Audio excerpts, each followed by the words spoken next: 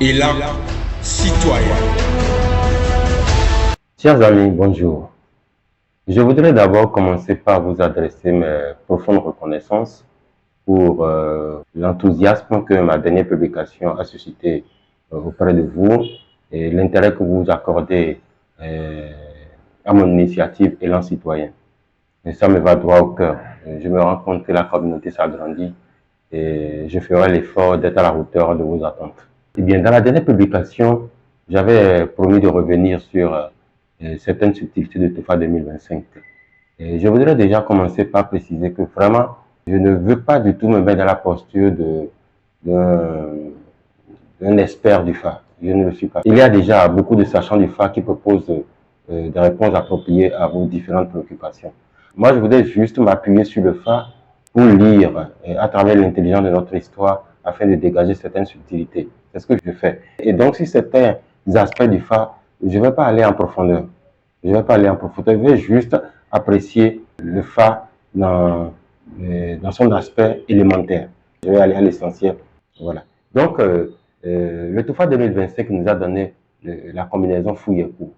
Et nous avions déjà dit que Fouyekou, c'est une combinaison de deux signes de nuit, deux signes de polarité féminine. Voilà. Et on avait dit que l'énergie de la femme planera sur notre pays durant toute l'année. Mais ce qu'il faut savoir, c'est que le Fou est un signe d'élément air et le Yekou est un signe d'élément eau. Bon. Qu'est-ce que cela implique? Cela implique que cette année, il y aura beaucoup d'opportunités qui viendront de l'étranger. Donc, notre gouvernement doit mettre en place une stratégie diplomatique offensive avec pour acteur principal la femme.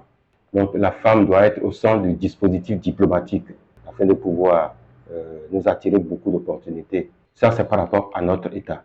Maintenant, par rapport à l'individu ordinaire, il est préférable que ceux qui ont déjà des relations avec des personnes à l'étranger, qu'ils essaient de renouer ou qui priorisent les relations avec des personnes à l'étranger parce qu'il y a beaucoup d'opportunités qui vont quitter l'étranger, l'extérieur pour le Bénin.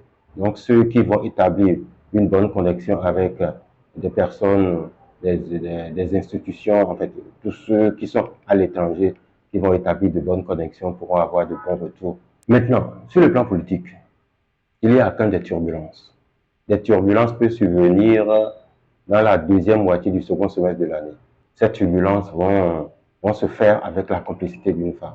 Pour pouvoir minimiser une telle situation, il y a dans notre histoire une femme qui a une grande aura, qui s'est beaucoup sacrifiée pour la nation, mais qui a été injustement traitée. Elle a été injustement traitée. Une telle situation a stigmatisé une forme de quête, qui plane sur la nation. Donc l'État doit tout faire pour rechercher une telle personne et la restaurer dans ses droits. La restaurer. Et la personne n'existe plus. Et il faut préciser que cette personne n'existe plus. Elle est déjà morte. Et l'État doit faire les recherches nécessaires pour pouvoir la retrouver et la restaurer. Et une telle démarche pourra donc minimiser ou totalement débarrasser notre pays d'une telle vibration qui plane au-dessus de notre pays. Ça, c'est ce que j'ai à dire en complément à TOFA 2025. Il y a tellement de subtilités à dégager, mais excusez-moi, je ne peux pas tout dire. D'abord, je ne suis pas qualifié comme un dépositaire du FA, un Bokono, je ne suis pas un Bokono, pour pouvoir m'illustrer en tant que spécialiste affaire du FA. Moi, je suis un homme de culture. J'essaie de faire une certaine liaison entre le TOFA et notre histoire politique. À cet effet, je voudrais aussi profiter pour inviter le gouvernement à initier dans nos différentes écoles l'enseignement du FA, ne serait-ce que les bases du FA. Vous voyez, si à partir du collège, on peut mettre en place l'initiation au FA, puisque le FA, c'est une connaissance.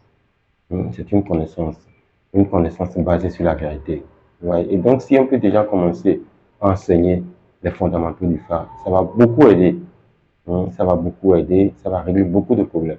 Je ne voulais pas en dire plus. Vraiment, j'invite le gouvernement à se pencher sur une telle problématique. Voilà. Ceci dit, je vais revenir sur les différentes TOFA qu'on a eues depuis le deuxième mandat du président Patrice Talon, de 2021 à aujourd'hui. Il y a 2021, 2022, 2023, 2024 et 2025. Il a eu donc 5 TOFA. Et quand on voit les signes de ces 5 différents TOFA, mais on se rend compte que les signes liés à l'élément R et de polarité féminine donnée. Vous voyez? Qu'est-ce que ça veut dire? Je crois que je l'avais déjà dit dans le TOFA 2027. Ceci évoque une certaine quête karmique qui est là. Vous voyez, j'ai parlé d'une femme qui a été injustement traitée. Donc, c'est la preuve qu'il y a une certaine quête karmique qui plane au-dessus de la nation béninoise. Et cette quête karmique, tant qu'elle ne sera pas vidée, continuera toujours de nous bousculer. Vous voyez? Donc, le fait que déjà dans les différents TOFA, moi je me suis arrêté juste au deuxième mandat du président Patrice Talon. Je pouvais aller encore un peu plus loin. Mais comme je vous l'ai dit et tout à l'heure, je ne suis pas un spécialiste, je ne veux pas rentrer dans les profondeurs du TOFA. Je veux juste attirer votre attention sur certaines choses.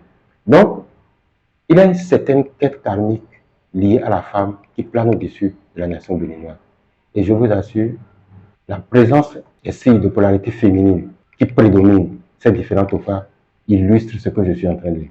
C'est pourquoi je disais dans l'un de mes podcasts qu'il faut faire en sorte que la femme retrouve sa place dans la gestion effective de notre pays, la gestion politique, vous voyez, de notre pays.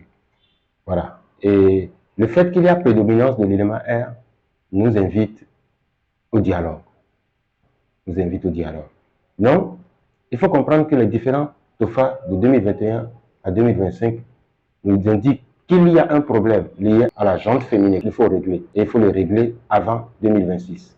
Ensuite, la présence de l'élément R nous indique aussi qu'il faut qu'on privilégie le dialogue. Qu'il faut que par tous les moyens nous ayons recours au dialogue. C'est ça ce que ça veut dire. La présence de l'élément R nous indique que le dialogue sera la solution pour éviter tous les problèmes auxquels nous serons éventuellement confrontés. Voilà. Maintenant, j'avais en effet prévu de parler de la reine Tassirangwe. Mais voilà, je pense que la reine Tassirangwe est déjà en elle-même une grande problématique qu'il faut aborder. Et je ne peux pas l'aborder de façon illustrative dans ce podcast. Je préparais un podcast spécial pour parler de la reine Tassirangwe. Ça va venir. Ça va venir. Pour aujourd'hui, nous allons nous en arrêter là. Je vous remercie pour l'attention et portez-vous bien. À bientôt.